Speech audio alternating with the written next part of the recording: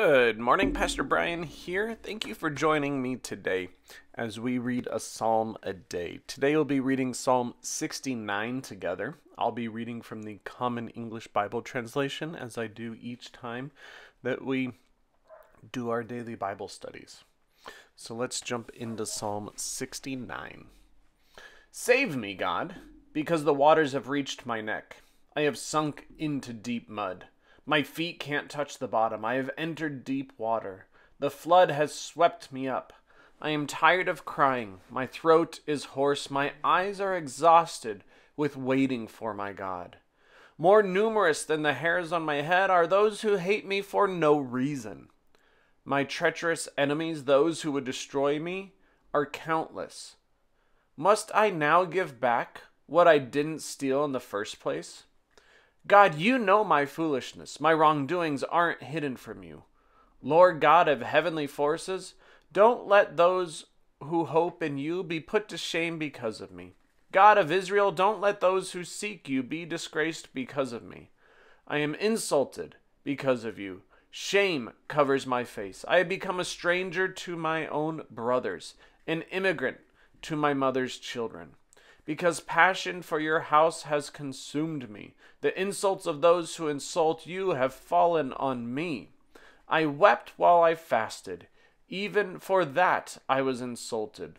When I wore funeral clothes, people made fun of me. Those who sit at the city gate muttered things about me.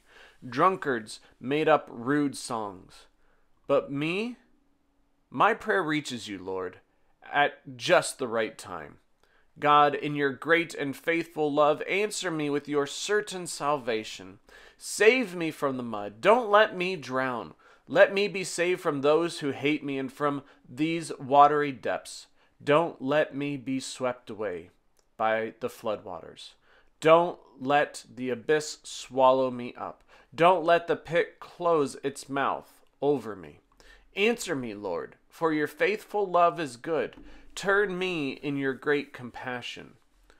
Don't hide your face from me, your servant, because I'm in deep trouble. Answer me quickly. Come close to me. Redeem me. Save me because of my enemies. You know full well the insults I've received. You know my shame and my disgrace. All my adversaries are right there in front of you. Insults have broken my heart. I'm sick about it. I hoped for sympathy, but there wasn't any. I hoped for comforters, but couldn't find any. They gave me poison for food. To quench my thirst, they gave me vinegar to drink. Let the table before them become a trap, their offerings a snare. Let their eyes grow too dim to see, and their insides tremble constantly. Pour out your anger on them. Let your burning fury catch them. Let their camp be devastated. Let no one dwell in their tents, because they go after those you've already struck. They talk about the pain of those you've already pierced. Pile guilt on top of their guilt. Don't let them come into your righteousness. Let them be wiped out of the scroll of life. Let them not be recorded along with the righteous. And me? I'm afflicted. I'm full of pain. Let your salvation keep me safe, God. I will praise God's name with song. I will magnify him with thanks, because that is more pleasing to the Lord than an ox, more pleasing than a young bull with full horns and hooves. Let the afflicted see it and be glad. You who seek God, let your hearts beat strong again, because the Lord listens to the needy and doesn't despise his captives. Let heaven and earth praise God, the oceans too, and all that moves within them. God will most certainly save Zion and will rebuild Judah's cities, so that God's servants can live there and possess it. The offspring of God's servants will inherit Zion, and those who love God's name will dwell there. Well, that's the end of Psalm 69. What did you think? It's a longer psalm, so there's a lot of things that, could strike you. A lot of different things than maybe someone else who's listening, or what struck me. So, take a moment and think about and write down what it is that kind of struck you. One of the things that really struck me about this psalm is it really kind of reminded me of the book of Job, one of the other books of the Bible that we studied a long time ago in this Chapter a Day series, because it talks about someone who is suffering and all the ways in which they are suffering and people that are ridiculing and accusing them. And I know that it was Job's friends who were sitting there, but Job's friends were accusing him of being in the wrong. And Job kept claiming his innocence. And that's kind of what I'm reading in this psalm as we moved through it together today. And one of the other things is that at the very end, he moves his lament and his struggle and just this kind of desperation and plea into a kind of a praise as we get towards the very end of the psalm, and encourages all of creation, as we see in verse 34. Let heaven and earth praise God, the oceans too, and all that moves within them, all creation and the creatures and everything in it. Praise God.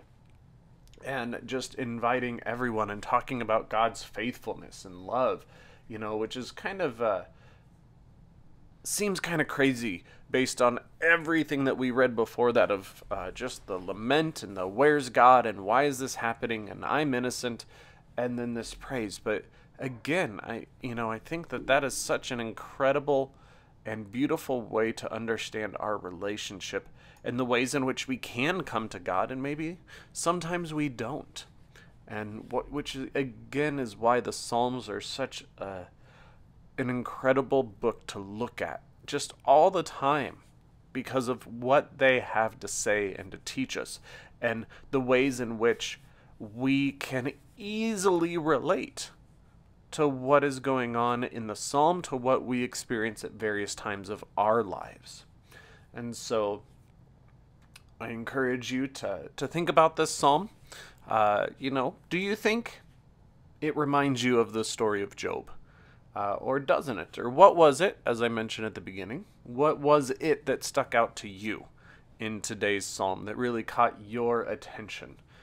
So today I didn't pick out something very specific, as I've done in the past, but just the general theme of this psalm really reminded me of the story of Job.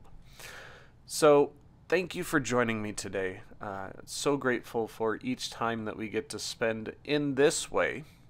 There's lots of different ways to gather. There's lots of different ways to study the Bible together. And I'm grateful for each and every one of you that joins me on this journey, as right now we walk through the Psalms together. So take care of yourselves, stay safe, and God bless.